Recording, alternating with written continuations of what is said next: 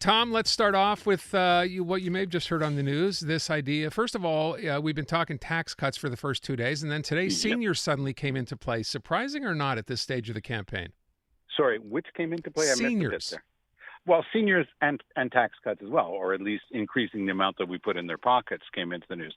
It was entirely predictable. What is almost comical is that Legault really does seem to be tracking day by day, announcement by announcement, exactly what Dominic Anglade and the Liberals have been rolling out. And I guess there are only so many suggestions, ideas, and subjects you can cover.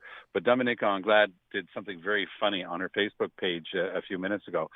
She said, "Look, Mr. Legault, it's that woman. I just wanted to let you know that if you'd like to have an actual copy of our platform here, I've put a bow on one for you, and I can send it to you." So there's nothing better than a bit of humor, I think, in a situation like that, instead of getting huffy and puffy. So it's quite fun. Yeah, which, by the way, he will probably take the wrong way and probably make Of course. another gaffe when he refers to it. So I guess they know what buttons to push fairly early in the campaign, don't they? Well, speaking of that, I mean, one of the more interesting things today was Legault going hammer and tong after Eric Duhem. And you would have thought that if you were a close advisor of Legault, you would have said, just don't give any oxygen to this guy's campaign, because the more you talk about him, the more he gets to fire back at you. But I have a feeling that Eric Duhem, is showing up in the polling numbers and the focus groups of the CAQ a lot, because Legault went after him more than once today. And so Duhem, he's very loose.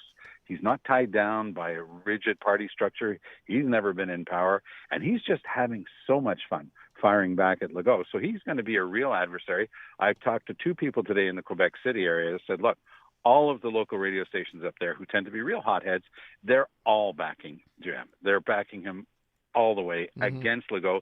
Their attacks on Legault are multiplying, and it's really quite something to see.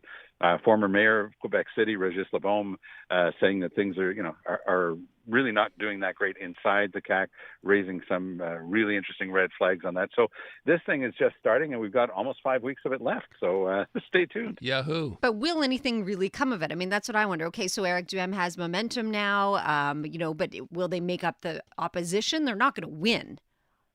Oh, they're definitely not going to win. You don't have to worry about that one bit. But could they go from being a thorn in their side and having Duhem get elected in his Chauveau riding in Quebec City to winning a half a dozen seats in Chaudière-Appalaches and what they call the Capitale Nationale, the greater Quebec City area? And I think that's the real threat that Legault's looking at right now. So he has, completely dismembered the Parti Québécois in every literal sense. He's taken in people like, Bernard Drinville and Caroline Saint-Hilaire and run these top-notch, unrepentant sovereignists. And he says, look, if you're in the PQ, come and vote for me. I've still got all the separatists with me. And he hasn't been paying attention to the right wing. So I'm told by people who have been involved in its preparation that Legault is going to put out a really bold vision on environment, which will be welcome from, an environmentalist like me, no question. But at the same time, what does that mean for people who had voted for him as the guy who was going to reduce taxes and reduce government, and he's going to come up with all these plans? So he's trying to look over his shoulder at the Liberals, figuring, okay, Anglade shouldn't be that much of a problem, but she's putting up a spirited fight herself personally. The party itself is in disarray, but she's doing a good job. And he's not thinking enough about Duhem on substance, because Duhem can start to go after him and say, hey, you've been talking a good game on the right. You've been having an easy time. I'm the right winger, and I want your votes. And that's where he's going to have to be really careful. It's important to remember there are debates coming up in this, and it's starting to seem to me like at least the French one anyway will be a pretty important debate. Especially TVA's face-à-face, and Pierre Bruno, by the way, will be back that'll be his last appearance. Oh, great. He'll be the one chairing that one. That's so the 15th. Yes, it'll be super important. But can I say something else though, Aaron and Natasha? I mean, right now we've been watching, the first 72 hours of the campaign, and it does look like a bit of a train wreck. And who benefits from that? I would say it's François Legault. So you have four opposition parties trying to outbid each other. Just before the campaign started, 400 police officers, 600 police officers, 350 million, all sorts of numbers being pitched out there today. We'll change this tax bracket and we'll add $1,500 a year, and the seniors will get that. But it's like having 5 different musicians with completely different scores trying to play at the same time, and everybody just goes, I know the guy who's outside playing his guitar. His name is Legault. He's the only one of these guys that I know at all. I'm going to go vote for him. So this complete train wreck of these ideas all coming together at the same time, I think that the average member of the voting public is really going to have a hard time sifting through it. So let me ask you a question. As someone who's been in a political race before, you now have to separate yourself from the rest of the party. And if the benefit now to Legault, as you just described, is because everybody's sort of just yakking every day, yeah, exactly. What do you do to stand out?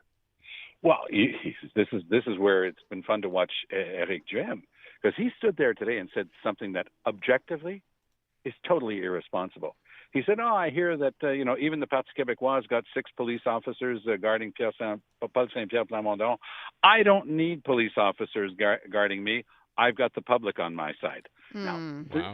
That's a cringeworthy statement. You just pray that nothing happens, in terms of violence during this whole campaign. But how could he even say that? Well, here's how he can say it. He wants to get attention. So every day, Éric Duhem is going to figure out a way for us to be talking about him, as I just did, because that was an outrageous statement, but it's one that he made, and it has to be commented upon. Well, and this idea that somehow needing additional protection in our current climate is a sign of weakness is offensive, no kidding. especially given what just happened to Chrystia Freeland.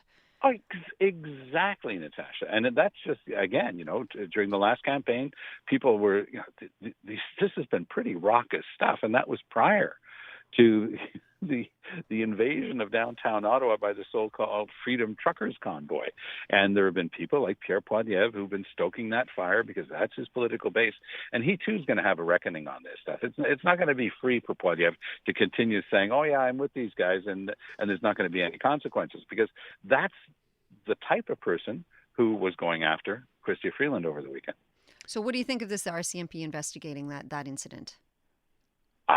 What will come of I it? would have been surprised if they hadn't decided to investigate it.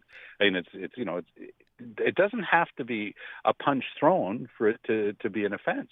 And so I'm sure that the RCMP will look at it first, and the prosecutors will look at it as well.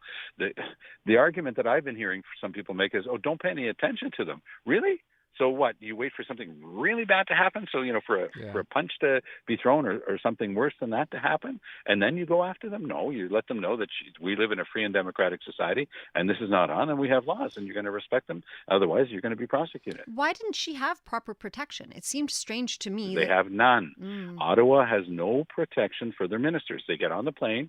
You saw the 3 young staffers in the elevator with her. They moved to the back of the elevator the minute the screaming started. That was their reaction to it. So it's unbelievable that the Deputy Prime Minister of a G7 country will have a public agenda saying, I'm going to be meeting with the mayor of the town at this time, and somebody like this guy and his wife, because the 2 of them were in on it, was able to film it, post it, give interviews about it. Sure, he gets the attention that he craves, and he gets to share his conspiracy theories, and sure, you don't want that to happen, but at the same time, you pay attention to it, you do talk about it, and you let people know that it's going to be dealt with under the law. All right, let me go to something that's probably not a big deal, but every time you see a note that says there's a cabinet shuffle, we all start to wonder who's going, who's coming. So tomorrow there is one happening as far as the Trudeau government is concerned. What do we know? All I know is that they're announcing that it's a minor shuffle. So that means perhaps somebody is having a part of their portfolio removed from them and given to somebody else to bring somebody into cabinet. Maybe they're going to try to deal with some of their biggest problems that they've had. Look, their transportation minister, Alghabra, has really been a huge problem. He hasn't been able to get the job done, and the answers and the explanations he gives just get the Trudeau Liberals in more trouble. So at some point, somebody in the Prime Minister's office is going to say, well, either he or the immigration minister, who also has had a great deal of difficulty getting a handle on his department. That's the type of person who might be in the crosshairs. But again, for them to be actually putting it out there that this is a minor shuffle, we'll probably only see 1 or 2 things change and probably nothing major. I think that Trudeau is in for a major shuffle, but he's just decided not to do it right now.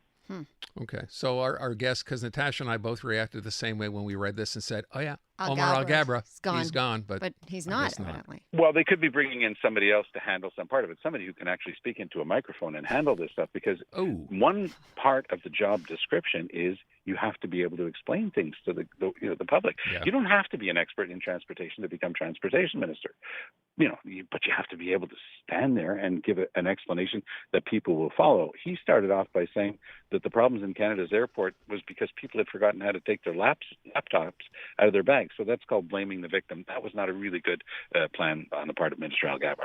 I will ask one other thing, Tom. I know we hadn't planned on doing this, but we just saw the story move a little while ago. So the passing of Mikhail Gorbachev Yes. today. 91 years old. An incredibly important historical person. I mean, you remember Ronald Reagan standing in front of the Berlin Wall saying, Mr. Gorbachev, take down this wall. And the wall came down. And Gorbachev, there was a lot of pressure on him as the Soviet Union and its satellites started to spin off. People wanted a stronger reaction. He held on, and he showed the ability to push the two things that he thought were the most important for the Soviet Union. He wanted openness, what he was calling glasnost, and perestroika. He knew that the system had to be completely redone. It was just an unbelievably bad system that produced no results. And what could have been worse? Oh, I guess the system they have now in Russia. So at least Gorbachev will be fondly remembered as somebody trying to improve things for the people of Russia and at the time of the Soviet Union, which, of course, as we now know, spun apart. But there are still some messy parts, including Ukraine, which has been attacked by Russia, and we're still living with that now. Tom, thank you so much. Appreciate the time today. Great to be with you.